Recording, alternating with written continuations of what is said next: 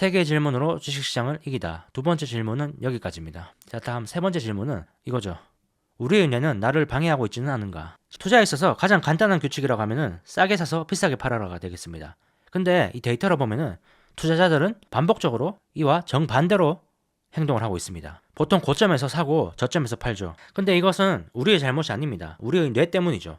진화 때문이죠. 이 저자는 가장 큰 적은 우리의 뇌라고 얘기를 하고 있습니다. 인류는 진화의 대부분의 시간을 수료 채집인 유목민으로 지냈죠. 그래서 포식자에게 먹히지 않기 위해서 우리의 두뇌가 진화를 했습니다.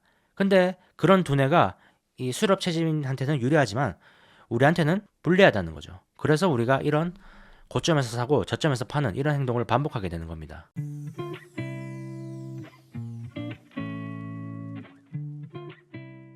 사실 이 3장에서 하는 내용은 행동 경제학, 행동 재무학과도 관련이 있는 내용입니다. 이 고전 경제학은 사람들은 모두 합리적인 행동을 하고 그런 사람들이 모여있는 시장은 효율적이라고 가정을 합니다.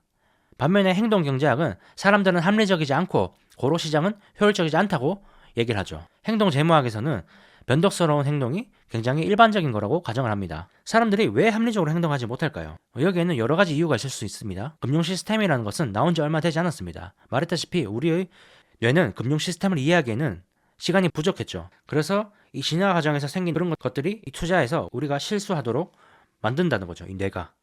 우리 뇌는 아직까지 수렵 채집 시절을 살고 있는 것 뿐입니다. 이 행동 경제학, 행동 재무학에서 영향을 받은 게 바로 연금제도죠.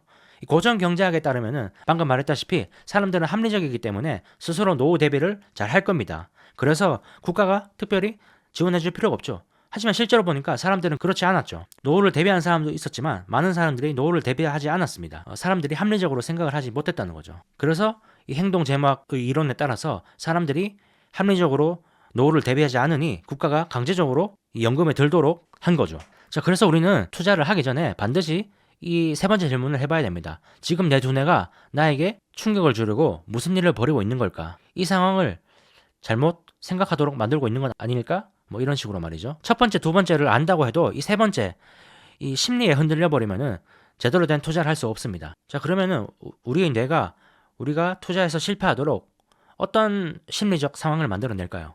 이 첫 번째 책에 나오는 것은 긍지의 축적 그리고 후회 피하기입니다. 긍지의 축적이라고 하면은 내가 잘났다, 내가 하는 행동을 뿌듯해하는 것, 그리고 그것을 계속 기억하는 것, 그게 바로 긍지의 축적이 되겠고, 후회 피하기는 내가 실수한 것에 대해서 금방 잊어버리는 게 되겠죠. 자, 왜 이런 행동이 일어나는지 고대 선사시대로 한번 보겠습니다. 이 두 명의 사냥꾼이 사냥을 나갔습니다. 두 명의 사냥꾼이 사냥을 나갔는데 한 사냥꾼은 이 사냥에 아주 성공적으로 성공을 해서 가젤 2마리를 잡아왔습니다.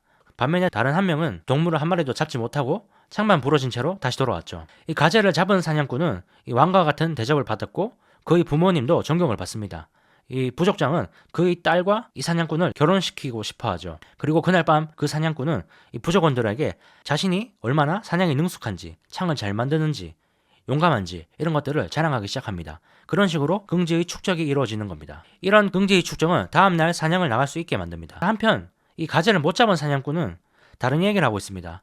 가젤을 못 잡은 게 그의 실수가 아니라 번개나 사자, 다른 맹수, 바람 때문에 그렇다고 이 변명을 꾸며내죠. 자, 그렇게 변명을 꾸며냄으로 인해서 자신의 잘못이 아니라 다른 어떤 것들의 잘못으로 미룸으로 인해서 다음날 다시 사냥을 나갈 수 있게 됩니다. 후회를 피함으로써 다음날 역시 사냥을 나갈 수 있게 되죠. 성공했을 때 긍지를 쌓는 것과 실패했을 때 후회를 피하는 것, 이 두 가지 모두 사냥꾼들이 지속적으로 사냥을 나가게끔 만드는 그런 심리적 요인입니다. 만약에 사냥에 성공한 사람이 자신의 성공을 자랑하지 않고 긍지를 축적하지 않는다면 다음 날에 사냥을 나가서 또 사냥에 성공할 거란 그런 확신을 못 얻겠죠. 그렇게 사냥을 피할 수가 있을 겁니다. 또 역시 사냥에 성공하지 못한 사람은 후회를 피하지 않고 후회를 받아들임으로써 나의 실수라고 인정을 해버리면은 내일 나가봤자 어차피 사냥을 못할 텐데 나가봤자 소용이 없겠지 라고 생각을 해버리게 되겠죠. 그러면 사냥을 나가지 않게 될 겁니다. 긍지를 축적하지 않고 후회를 피하지 않으면은 다음날 사냥을 나가기가 힘들다는 거죠. 사냥을 나가기가 힘들다는 것, 그것은 곧 이 종이 계속 유지되기가 어렵다는 뜻이죠. 그래서 이 인간이라는 종이 유지되기 위해서는 긍지의 축적과 후회 피하기가 필수적으로 필요했습니다. 우리한테. 이런 것들을 잘 해온 사람만이 후손을 남기고 그 후손이 바로 우리죠. 그래서 우리는 지금도 긍지의 축적과 후회 피하기를 하고 있는 겁니다. 근데 이런 긍지 축적과 후회 피하기가 선사시대에는 유리했지만 현대에는 투자에서 많은 실수를 만들어낸다는 거죠. 그리고 이 긍지 축적과 후회 피하기는 이 손실 회피 심리라는 것, 이것을 만나면서 더 큰 시너지 효과를 발생합니다. 더 큰 손해를 만들어낼 수 있다는 거죠. 어떤 사람이 40% 상승한 주식을 보유하고 있다고 한번 가정을 해보죠. 그 사람은 자신이 종목을 잘 발굴한다고 생각하고 또 그런 종목을 고를 수 있을 거라고 믿고 있습니다. 이런 과정은 긍지를 쌓는 과정이 되겠죠. 그런 상황에서 그때 갑자기 그가 보유한 40% 상승한 주식이 10% 떨어지게 됩니다. 이때 손실회피 심리가 발생을 하죠. 손실에 대해선 이익에 비해 2배 반이나 크게 느끼기 때문에 아직까지 26% 이득임에도 불구하고 주가 하락에 아주 큰 고통을 느끼게 됩니다. 따라서 후회를 회피하려고 하죠. 후회회피 심리가 이때 발생을 하는 겁니다. 후회를 하지 않기 위해서 팔 수 있을 때 팔아야겠다는 생각을 하게 되죠. 그리고 고통을 줄이기 위해서 주식을 매도해버립니다. 이런 식으로 이 사람은 다음날 다시 사냥을 나가기 위한 자아를 지켜냅니다. 여기서 사냥이라고 하면은 매매가 되겠죠. 또다시 매매를 하기 위한 자아를 지켜낸다는 거죠. 그리고 다음날 다시 사냥을 나갑니다. 그리고 또 긍지 쌓기, 후회 피하기, 손실회피 심리 이런 것들이 합쳐지면서 또 실수를 하게 되겠죠. 하지만 그가 팔았던 주가는 금방 반등을 해버립니다. 하지만 이 사람은 그냥 무시해버리기로 하죠. 그가 팔은 주식이 다시 올랐다는 사실을 받아들이면 너무 아픔이 크기 때문입니다. 후회를 피해야 되죠.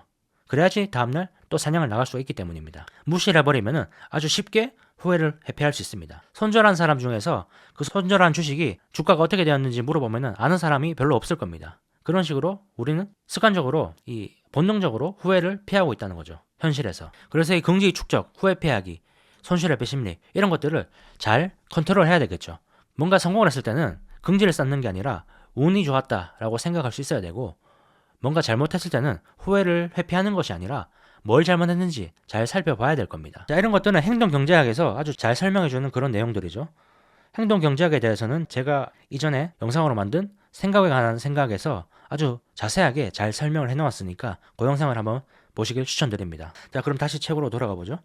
이 긍지 쌓기와 후회 피하기, 이거 말고도 다른 것도 있습니다. 이 지나친 자신감, 우리는 흔히 쉽게 지나친 자신감에 빠지게 됩니다. 투자자들은 늘 실제 자신의 능력보다 자신을 과대평가하죠. 이 과도한 자신감이라는 것은 이 긍지 쌓기와 후회 피하기를 지속적으로 하다 보면 자연스럽게 생깁니다.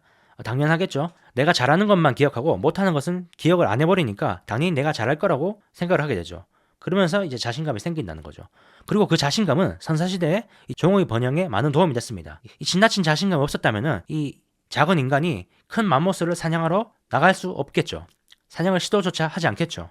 그러면 굶어 죽었을 겁니다. 하지만 현대에서는 이 과도한 자신감을 경계해야 됩니다. 과도한 확신은 투자자들이 위험에 대한 생각을 무시하게 만들죠. 만약에 어떤 사람이 현재 6, 7달러에 거래되고 있는 어떤 주식을 130달러에 사놓고 이 회사는 훌륭하다면서 위대하다면서 언젠가 다시 주가가 회복할 거라고 주장하고 있다면 이것은 후회를 회피하고 과도한 자신감을 보여주고 있는 셈입니다. 그리고 또 저자는 우리의 포트폴리오에서 어떤 특정 회사의 주식이 5%를 넘는다면 그건 역시 과도한 확신에 빠져 있는 거라고 얘기를 하고 있습니다. 그런 상황을 주의해야 된다고 얘기를 하고 있죠. 저자의 말에 따르면 저 역시 어떻게 보면 과도한 확신에 빠져 있는 셈이라고 또 볼 수 있습니다. 저는 5%가 비중이 넘는 주식이 여러 개가 있거든요. 근데 여기에 대해서는 그렇지 않다고 말하는 투자자들도 많이 있죠. 이 버핏 같은 경우에는 특정 회사의 주식을 많이 보유하고 있습니다. 어떤 특정 훌륭한 회사가 가치 대비 가격이 많이 떨어졌을 때는 그런 회사에는 의미 있는 비중을 투자를 해야 된다고 얘기를 했습니다. 자, 피셔의 말을 들을 수도 있고 멍거의 말을 들을 수도 있습니다. 어떤 게 더 맞을까요? 사람의 성향에 따라 다를 겁니다. 근데 분명한 것은 이 분산 자체를 위해서 분산을 해서는 안 되겠죠. 좋은 주식이 많다면 분산을 해야겠지만 좋은 주식이 없는데 분산하기 위해서 분산해서는 안 되겠죠. 피터 린치가 그런 말을 했었죠. 분산 그 자체가 목표가 되어서는 안 된다고 말이죠. 자, 다음 우리의 투자 활동을 방해하는 뇌의 편향은 확증 편향입니다. 우리는 내가 믿는 사실, 내가 이때까지 믿어왔던 사실, 그리고 내가 지지하는 사람, 그런 사람들이 옳다는 증거를 의도적으로 찾습니다. 본능적으로 찾는다는 거죠. 그리고 반대로 내가 믿는 것들에 반하는 그런 것들은 무시하려는 그런 경향이 있죠. 그래서 확증 편향이라는 것은 우리가 사전에 알고 있는 지식에 부합하는 정보만 보려고 하고 그 반대되는 증거는 무시하려고 하는 그런 편향입니다. 왜 우리가 이런 편향에 빠지게 되는 걸까요? 석기시대로 다시 한번 가보죠. 이 석기시대의 사냥꾼들은 아마도 이미 선호하는 특정한 사냥구역이 있을 겁니다. 이 첫 번째 사냥꾼은 처음에 이 북쪽에 있는 협곡에서 사냥을 성공을 했을 겁니다. 그리고 두 번째 사냥꾼은 다른 사냥꾼은 이 남쪽에 있는 어떤 협곡에서 처음으로 사냥에 성공을 했죠. 이 처음으로 사냥을 한 장소가 최고의 사냥터라고 서로 각각 생각을 할 겁니다. 장기적으로 한쪽 사냥터가 우월하다는 어떠한 증거가 없음에도 불구하고 말이죠. 이 왼쪽에 있는 이 사냥꾼은 북쪽으로 계속 갈 것이고 오른쪽에 있는 이 사람은 남쪽으로 계속 갈 겁니다. 이 북쪽으로 계속 간 사람들은 북쪽에서 사냥을 성공할 때도 있고 실패할 때도 있습니다. 성공할 때는 긍지를 쌓고 실패할 때는 후회를 피해버립니다. 그러면은 성공한 기억만 남죠. 그런 식으로 확증 편향이 생기는 겁니다. 이 남쪽으로 사냥을 가는 사람도 똑같겠죠. 자, 현대로 돌아오면 이런 상황이 벌어집니다. 높은 PR이 위험하다라는 것에 대한 그런 미신을 믿는 사람이 있다고 해보죠. 그런 사람들은 높은 PR이 위험하다는 것, 거기에 부합하는 증거만 수긍을 할 것이고 그 반대되는 증거는 무시할 겁니다. 만약에 그걸 믿고 투자를 했다면 어떻게 될까요? 그걸 믿고 투자를 100번 했다고 쳐봅시다. 그럼 100번 중에 50번은 성공하고 50번은 실패했을 겁니다. 근데 성공했을 때는 이 긍지를 쌓아서 그 기억을 더 오래 간직하고 이 실패했을 때는 후회를 피해야 했기 때문에 이 그 기억을 지워버리죠. 그러면은 그 사람은 이 높은 PR이 위험하다라는 것에 대해서 확증 편향을 가지게 돼버린다는 거죠. 자연스럽게. 이 높은 PR뿐만이 아니죠. 이런 미신도 있습니다. 1월 시장이 어떻게 되면은 한 해 시장이 그렇게 따라간다라는 미신이 있습니다. 1월에 수익률이 플러스라면은 그 연간 수익률은 플러스로 끝난다는 거죠. 1월과 연간 수익률이 모두 마이너스일 때 이 주장을 신봉하는 사람들은 확신을 갖게 됩니다. 둘 다 플러스일 때도 마찬가지죠. 근데 틀렸을 경우 어떻게 될까요? 잘못을 인정하는 사람들이 있을까요? 놀랍게도 전혀 없습니다. 그들은 틀렸을 경우에 그 논리를 재구성해버리죠. 갑자기 1월 효과는 매년 나타나지 않는다고 생각해버리게 됩니다. 다른 것을 첨가한다는 거죠. 예를 들어서 1월 효과는 격해로 일어난다. 한 해 건너 한 해 일어난다. 이런 식으로 재구성을 해버리죠. 실제적으로 연초 수익률 1호는 미신이라고 저자는 얘기를 하고 있습니다. 1996년부터 현재까지 한 해의 시작이 어떻게 되었던 간에 상관이 없었습니다. 실제로 많은 해에 연초에 하락했다가 상승으로 끝난 경우가 더 많았습니다. 자, 다음 우리 뇌를 방해하는 심리적 요인은 패턴 인식과 재현입니다. 석기시대를 살았던 선사시대를 살았던 우리 조상들은 반복을 인식하는 방법을 배웠습니다. 그리고 거기에 따라서 보상을 받았죠. 예를 들면 이런 겁니다. 이 버섯을 먹고 죽은 사람이 없으니까 나도 이 버섯을 먹어도 문제가 없겠다라고 생각을 하는 거죠. 우리 뇌는 어떤 복잡한 과정을 간단하게 생각하려는 그런 경향이 있습니다.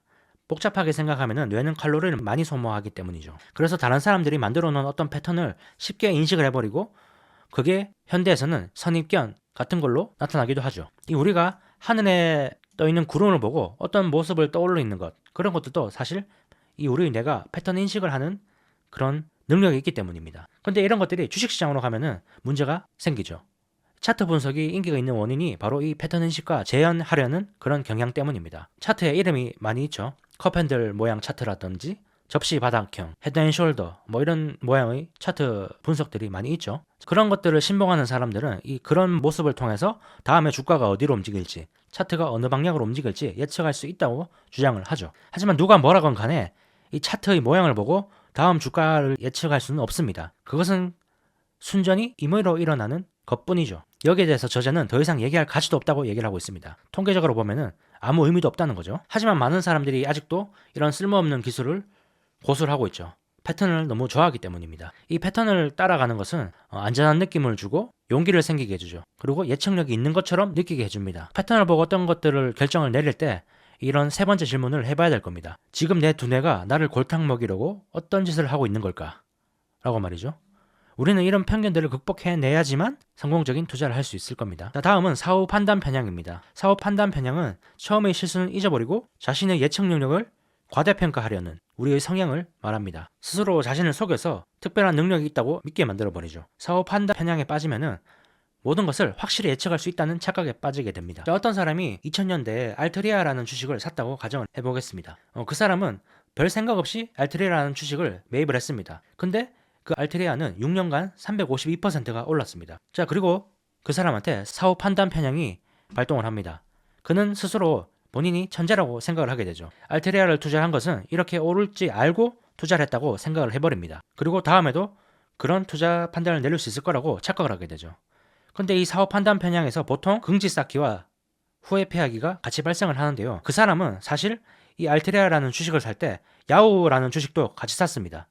알테라는 352%가 올랐지만 그때 정작 그가 같이 샀던 야후는 $108에 샀는데 현재 $4에 거래가 되고 있죠. 그리고 $4에 팔아버렸습니다. 자, 여기서 이 야후에 대해서는 후회 피하기가 작동을 해서 이 사실을 잊어버립니다. 그리고 긍지 쌓기를 위해서 알트리아라는 주식만 계속 떠들고 다니는 거죠. 현재 일어날 일을 과거에 자신이 예측했다고 믿는 편향입니다. 중요한 것은 현재 일어난 중에 자신이 잘한 것만 예측했다고 주장하는 거죠. 그런 투자자를 만났다면 전체 포트폴리오를 확인해 보는 게 중요하다고 저자는 얘기를 하고 있습니다. 어떤 특정 종목이 800% 올랐든 1000% 올랐든 별로 의미가 없다는 거죠. 무조건적으로 전체 수익률이 더 중요하다고 얘기를 하고 있습니다. 당연한 거죠, 어떻게 보면. 여기까지 투자에 있어서 우리를 방해하는 우리의 심리들을, 편향들을 봤습니다. 결론적으로 이런 모든 일이 일어나는 그 시장을 위대한 능멸자라고 저자는 얘기를 하고 있습니다. 시장이 위대한 능멸자라는 거죠. 현명한 투자자에서 벤자민 그레이엄이 이 시장을 이 저울증에 걸린 미스터 마켓이라고 얘기를 했었죠. 그런 것처럼 이 켄 피셔는 시장을 위대한 능멸자라고 얘기를 하고 있는 겁니다. 이 위대한 능멸자가 우리에게 어떤 짓을 하는지, 앞서 봤던 이 모든 편향들이 한꺼번에 일어나면 어떤 상황이 발생하는지 예를 들어서 한번 보겠습니다. 어떤 A라는 가상의 투자자가 있다고 가정을 해보죠. A라는 투자자는 지난 3년 동안 50%의 수익을 냈습니다. 근데 그때 조정이 찾아와서 그 수익률은 몇 달 만에 18% 하락했죠. 이때 손실회피 심리가 발생을 합니다. 손실회피 심리가 발생을 하면은 18%의 손실이 45%의 수익보다 더 크게 느껴지죠. 그래서 이 투자자는 고통을 멈추기 위해서 뭐라도 해야겠다고 생각을 하게 됩니다.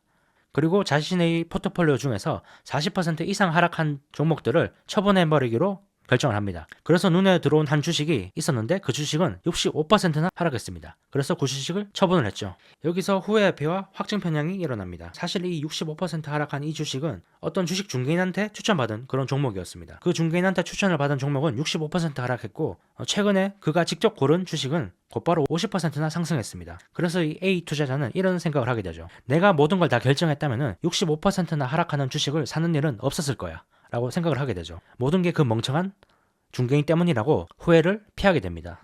그러면서 자신의 결정에 대해서는 더 확신을 가지게 되죠. 확증 편향이 일어나는 거죠. 자, 마지막으로 사후 판단 편향이 발생을 하게 됩니다. 사실 이 투자자는 그 중개인이 그 주식을 추천했을 때 좋지 않다는 사실을 알고 있었다고 생각을 해버리게 되죠. 그러면서 역시 내 느낌을 따랐어야 되는데 이런 식으로 생각을 하게 돼버리죠. 또 확증 편향이 생기죠. 브로커보다 자신이 잘할 수 있다는 것을 확신하게 되는 거죠. 이런 과정을 통해서 A라는 투자자는 과다한 확신에 차게 됩니다. 그래서 18%나 하락하는 것을 참을 수 없어서 모든 주식을 임의적인 수준이 넘어가면은 손절해버리겠다고 생각을 하고 모든 주식이 손절됐죠. 그리고 2주 뒤에 조정은 끝났습니다. 팔았던 주식은 모두 더 높은 가격에 현재 거래가 되고 있죠. 이 투자자는 자산 중에 40%를 현금으로 들고 있게 됩니다. 자, 이런 식으로 시장이라는 위대한 능멸자가 이 투자자들을 능멸한다는 거죠. 만약에 이 투자자가 팔기 전에 세 번째 질문을 떠올렸다면 훨씬 더 부자가 되었겠죠. 자, 어쨌든 이런 위대한 능멸자가 우리를 능멸하지 못하게, 우리를 가지고 놀지 못하게 하려면은 보유한 주식이 많이 올랐더라도 자만하지 말고 운이 좋았다고 생각을 해야 됩니다. 그리고 그 운은 언젠간 사라질 수 있다고 생각을 해야 되죠. 또 보유한 주식이 많이 떨어졌다면은 후회를 회피하지 말고 손실을 볼 때마다 후회를 쌓아 나가라고 얘기를 하고 있습니다. 그렇게 함으로 인해서 어떻게 하면 다음에 그런 실수를 저지르지 않을지 배워야 된다는 거죠. 네, 세 번째 질문도 여기서 이렇게 끝이 납니다. 자, 이 책에는 사실 다른 내용들도 많이 있습니다. 세 가지 질문 말고도 다른 내용도 조금 있지만 오늘 이 영상에서는 이 세 가지 질문에 대해서만 집중을 해서 설명을 드렸습니다. 다른 내용이 조금 더 궁금하신 분들은 실제로 책을 한번 읽어보시면 도움이 될 것 같네요. 네, 이렇게 책을 같이 한번 봤습니다. 이 책을 관통하는 키워드는 의심입니다. 의심. 모든 것을 의심하라는 거죠. 어찌 보면 당연하죠. 이 책 제목 자체가 세 개의 질문으로 주식시장을 이기자는 거니까 말이죠. 질문은 의심이죠. 항상 투자를 할 때 질문을 던져봐야 됩니다. 의심을 해야 되죠. 투자 프로세스에서는 항상 의심이 필요합니다. 의심을 하지 않게 되면 위험이 커지게 되죠. 역사적으로 항상 버블의 꼭지에서는 이런 생각들을 했습니다. 이것은 의심할 것 없이 확실한 투자다. 의심이 없으면 위험이, 리스크가 커진다는 뜻이 되겠습니다. 항상 이 세 가지 질문을 떠올려보면 도움이 되겠죠. 투자뿐만이 아닌데요. 예를 들어서 결혼하기 전에도 이런 질문을 던져보면은 실수를 줄일 수 있을 거라고 저자는 얘기를 하고 있습니다. 제가 이전에 켄 피셔의 다른 책도 한번 소개를 해드린 적이 있었는데요. 주식시장의 17가지 미신이라는 책이었는데 1번에 대한 게 사실 미신에 대한 내용이죠. 잘못된 것, 미신을 믿고 있지 않는가 라는 질문인데 이 1번에 대한 것을 좀 더 자세하게 그 책에서 설명을 하고 있습니다. 주식시장의 17가지 미신이라는 책에서 말이죠. 그 영상도 한번 같이 보시면 도움이 될 거라고 생각이 듭니다. 네, 그럼 오늘 영상은 여기서 마무리를 하겠습니다. 영상이 도움이 되셨다면 구독과 좋아요 부탁드리겠습니다. 네, 그럼 오늘도 시청해주셔서 감사합니다.